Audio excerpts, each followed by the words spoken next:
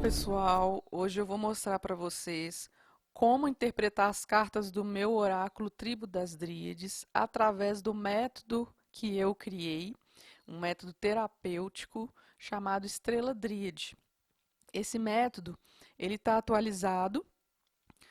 Eu utilizava o pentagrama com 5 casas e ensinava esse método para os meus alunos do curso de tarô e baralho cigano, ou seja, é um método que pode ser utilizado com outros oráculos também, tá? Só que esse ano, ao terminar o meu livro, eu achei muito importante acrescentar mais 2 casas e por isso eu acabei escolhendo o heptagrama para ficar com essas 7 casas, que são as 7 pontas da estrela. Então vamos lá. Então aí, na ponta da estrela, a casa número 1 significa o que falta para melhorar a situação. Então, eu vou dar um exemplo para vocês de uma pessoa que tirou carta comigo e queria saber mais sobre a depressão dela. Ela tinha um quadro depressivo e queria ajuda, queria uma orientação, né, para entender melhor o que significava isso. Então, na casa número 1, vai mostrar o que está faltando para a pessoa melhorar essa questão da depressão. Na casa número 2, o que o consulente não deve fazer? Porque se fizer, e provavelmente já está fazendo, vai piorar a situação. Casa número 3, qual que é o aprendizado dessa situação? O que essa situação vem para ensinar o consulente? Casa número 4, o que o consulente deve fazer? Ou seja, um conselho sobre o que ele deve fazer para melhorar a situação. Casa número 5, o conselho da vida. É aquilo que a vida quer que a pessoa faça nessa situação. Que acontece? O que a gente quer nem sempre é o que a vida quer pra gente. E a gente sabe que a vida é sábia, né? Existe um mistério que a gente às vezes chama de Deus, de deusa, de Deus, espiritualidade, etc. Eu gosto muito de chamar a vida, que é tudo isso e mais um pouco que a gente não sabe. Então, às vezes a vida quer que a gente siga por um outro caminho porque tem a ver com o nosso propósito de vida, vai ser melhor para a gente, tem a ver com a nossa evolução. E muitas vezes a gente está querendo ou caminhando para questões contrárias, né, que não vão nos ajudar. Então, nem sempre a casa 5 vai estar, vai ter a mesma energia que a casa 4, porque a casa 4 tem a ver com os desejos da pessoa, do consulente. E a casa 5 tem a ver com o que a vida quer que o consulente faça. Casa número 6, o que atrapalha a situação, né? O que está bloqueando, atrapalhando o consulente e fazendo com que a situação fique do jeito que está. E a casa número 7 é o que a situação significa, o porquê disso está acontecendo na vida do consulente. Então, a casa número 1, que é o que está faltando para a pessoa melhorar essa situação de depressão, saiu a carta Correntes da Carência. Correntes da Carência é uma carta que fala sobre aquele vazio que a gente sente na alma e que a gente acaba tentando preencher esse vazio com pessoas ou com coisas, vícios ou com situações que, no fim das contas, não vão preencher esse vazio. Porque essa carência que a gente tem é da gente mesmo. Imagina, a gente tem um buraco na nossa alma. A gente tem que preencher esse buraco com a gente mesmo. Então, no fim das contas, a nossa carência é da gente mesmo. E como que a gente preenche isso? Com autocuidado, com amor próprio. Ah, mas eu tenho dificuldade de me amar. Gente, a gente sabe, inclusive tem isso no meu livro, não existe uma receita sobre como se amar, o que fazer para se amar. Mas a partir do momento que a gente faz escolhas saudáveis para nós, é, a gente está caminhando para o auto-amor. Então, nesse momento, essa consulente, de acordo com essa carta, ela está precisando reservar um momento para si mesma, para cuidar de si, ao invés de ficar se acorrentando a outras pessoas ou situações por carência, que provavelmente são situações que não estão fazendo bem para ela. Na casa número 2, saiu a disputa pelo falso poder, que é o que o consulente não deve fazer. Então, a imagem que está na carta são duas pessoas disputando poder, né? E esse poder pode ir além da questão magística, né? É o poder, a disputa pelo poder de quem é melhor, quem sabe mais, quem é o foda, quem está certo. Então, isso significa que o consulente está fazendo isso, provavelmente, e isso está gastando a energia dela, né, no caso, que foi uma moça que foi atendida. Só que o que acontece? Quanto mais a gente tenta provar o nosso poder para o mundo, isso significa que menos a gente acredita no nosso verdadeiro poder. Então, isso acaba gastando a nossa energia, a gente fica precisando da aprovação do mundo para a gente acreditar em nós, para a gente se admirar, para a gente acreditar no nosso poder, nas nossas capacidades.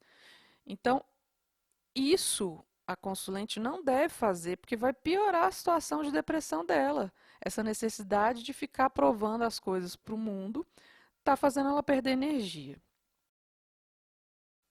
Na casa número 3, é o aprendizado da questão. O que é essa situação, essa depressão, traz de aprendizado para a consulente? A carta do Deus Selvagem mostra que essa situação vem para, entre aspas, para cutucar a consulente, para ela desenvolver a energia masculina dela. Como que é a energia masculina? Do sagrado masculino. É a energia da razão, é a energia da ação. Ou seja, isso significa que a consulente está muito passiva, está tendo dificuldade de organizar a vida, de agir mesmo, né? De pegar essa energia projetiva e fazer as coisas acontecerem. Está muito passiva. Então, essa situação vai cutucando a consulente para ela falar assim: não, chega a um ponto que ela vai falar assim: chega, eu quero sair disso. E aí que entra a situação da zona de conforto também, né? A zona de conforto, ela só fica realmente desconfortável quando a gente não aguenta mais e pensa assim: a minha vontade de sair daqui é maior do que o prazer negativo que o não esforço está me dando. Porque quando a gente está na zona de conforto, por mais que a gente esteja sofrendo, tá cômodo, tá confortável, tá cômodo ainda, porque a gente não precisa se esforçar. E a energia projetiva aqui do sagrado masculino tem essa função do esforço, da pessoa se esforçar para agir, para usar a razão, equilibrar a razão com o emocional, que provavelmente ela está na energia muito feminina, distorcida, muito o emocional desequilibrado, e o mental do masculino aqui precisa entrar para equilibrar. Então, até completa aí essa questão que eu estou falando na casa número 6, mas vamos por partes. Casa número 4 saiu o sentido da vida, que é o que a consulente deve fazer.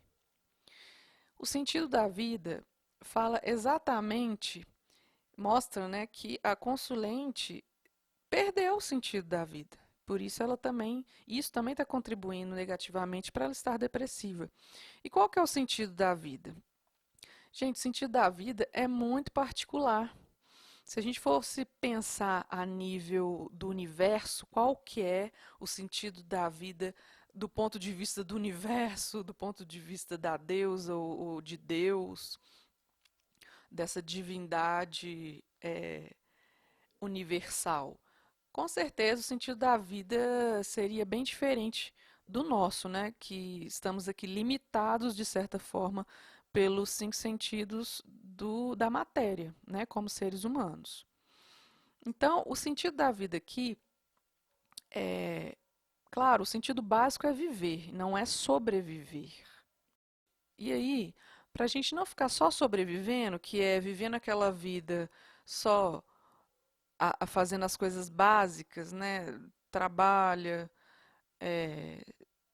para comprar comida e come, faz as necessidades básicas e fica nessa rotina, naquele cotidiano maçante que não tem vida, que não tem essa energia ígnea, né?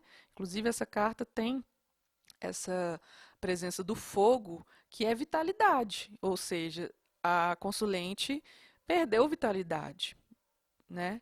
Então, ela precisa encontrar esse sentido da vida, que é aquilo que motiva a alma dela, que motiva a pessoa a levantar da cama e falar: olha, eu tenho mais um dia para aproveitar, para fazer as coisas.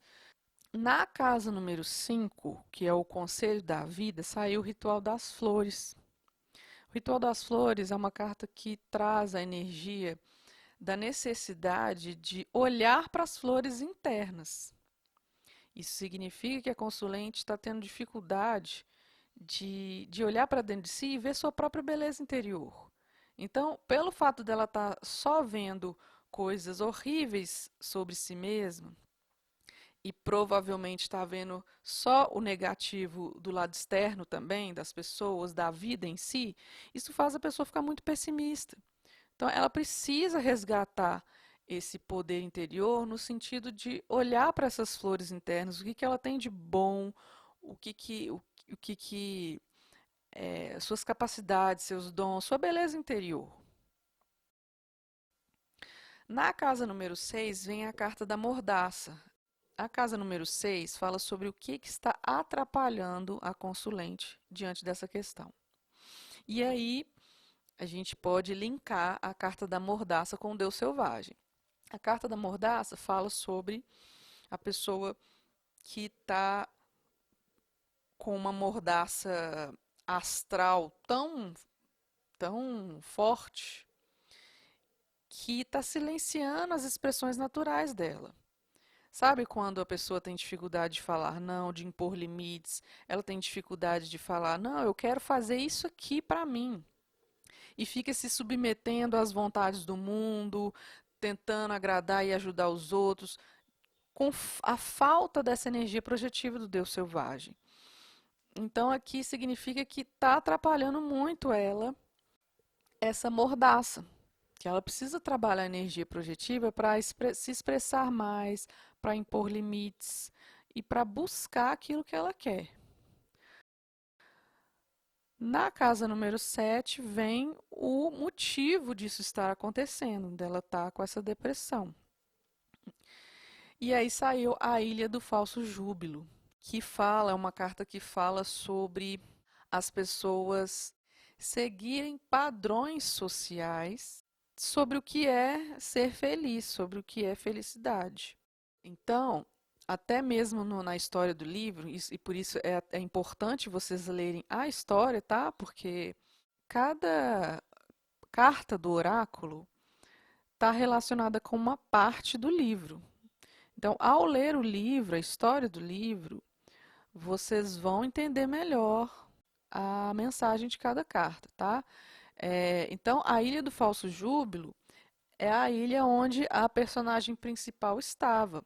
É uma ilha que aparentemente é linda, tem conforto, tem beleza, tem natureza, mas no fim das contas é uma prisão. Então, por isso mesmo que é o falso júbilo, é a falsa alegria, a falsa felicidade. Então, o que é você perguntar para a consulente, no caso, o que você realmente quer, o que realmente te faz feliz? Você está buscando a felicidade que o outro quer para você e não a sua? Você está buscando a felicidade que é padronizada pelo mundo? Né? Aquela tal felicidade que as pessoas falam. Ah, a pessoa tem que casar para ser feliz, a pessoa tem que ter filhos para ser feliz, a pessoa tem que trabalhar de 8 às 18 todos os dias da semana num escritório para ser feliz. Né? A pessoa tem que fazer uma faculdade para ser feliz. Né? Isso tudo é um padrão que a sociedade impõe na nossa cabeça e que essa carta mostra a necessidade de falar assim, não, pera lá, Qual que é a sua felicidade? O que que você realmente quer? Então, gente, olha só, como que nessa leitura a consulente descobriu muita coisa que estava lá no inconsciente dela e que estava avacalhando ela em relação à própria vida. Estava fazendo ela se sentir para baixo, depressiva. Então, no fim das contas, resumindo aqui, ela precisa cuidar de si mesma, reservar um tempo para cuidar de si mesma, para preencher essas carências da alma com amor próprio, olhando para a sua beleza interior, reconhecendo seus dons, suas capacidades, buscando um novo sentido na vida, aquilo que traz vitalidade para ela viver, né, e não sobreviver. Aprender a desenvolver a energia projetiva para se expressar mais, para impor limites, para deixar de se submeter ao que o outro quer que ela faça. Ela precisa parar de disputar poder com os outros, parar de achar que o outro tem que aprovar o poder dela para ela acreditar em si e parar de ficar tentando se encaixar nos padrões de felicidade que o mundo impõe para a gente, para ela realmente buscar aquilo que ela deseja. Através disso, ela vai conseguir é, transmutar essa energia de depressão em vitalidade, em vontade de viver.